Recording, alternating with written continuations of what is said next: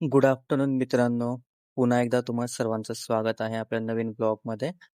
आजच्या ब्लॉगमध्ये थोडासा डिफरंट टॉपिक आपण कव्हर करतोय.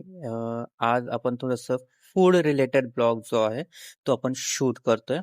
अ, मला थोडीशी भूक लागली होती आणि बाहेर होतो. सो बोललो काहीतरी नवीन फूड ट्राय करूयात.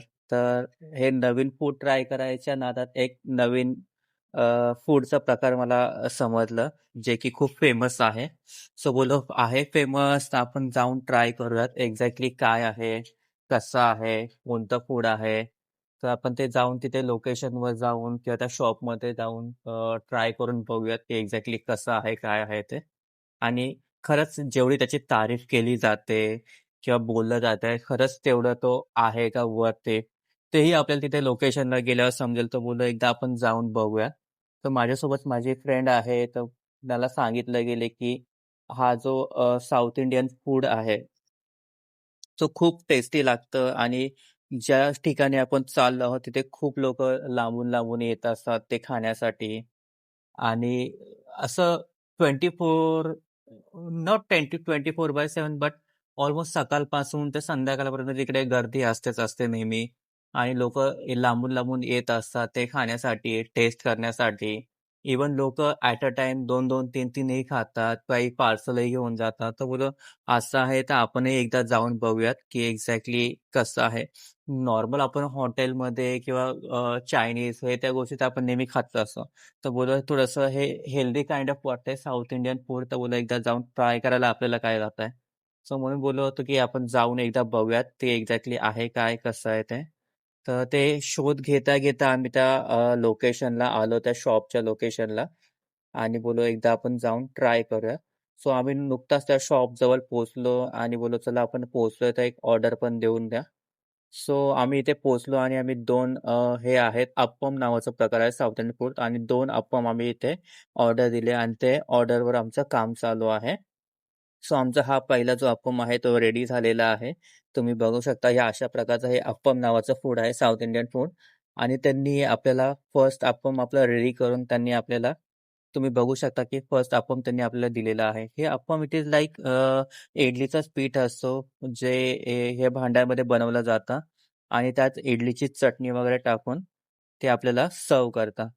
आणि हे नॉर्मल स्टॉल टाइप शॉप आहे. त्यामुळे इथे बाहेरच उभं राहून आपल्याला खायला लागतं. सो आता आपण टेस्ट करून बघूया. आणि लिटरली खूप अप्रतिम टेस्ट आहे याची. जे बोललं जातं ते खरंच वर्थ इट आहे. आणि तुम्ही एकदा हे ट्राय करून बघा. खूप छान प्रकारचा हा फूड आहे आणि हेल्दी आहे. मला खूप आवडला. तुम्ही हे याआधी कधी खाल्लं आहे का? ते नक्कीच सांगा. तर तुम्हाला हे प्रकारचं फूड माहिती होतं का? आणि हा आहे मसाला अप्पम. सो आम्ही 2 अप्पम ट्राय केले. एक साधा आणि एक मसाला. तुम्ही याआधी हे कधी खाल्लं होतं का? ते नक्कीच सांगा.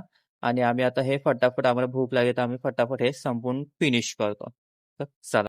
सो मित्रांनो आमचं अप्पम तर खाऊन झालं, पण आमची भूक काही गेली नाही. म्हणून आम्ही इथे अप्पमच्या समोरच हे एक काका होते, जे पाणीपुरी, शेवपुरी, बटर पापडी हे अशा टाईपचे जे स्नॅक्स आहेत ते विकतात. सो आम्हाला आम्हाला शेवपुरी खाण्याची पण इच्छा झाली, तर आम्ही शेवपुरीची एक प्लेट त्यांना बनवायला सांगितली. तसं तर मी कधी शेवपुरी जास्त खात नाही.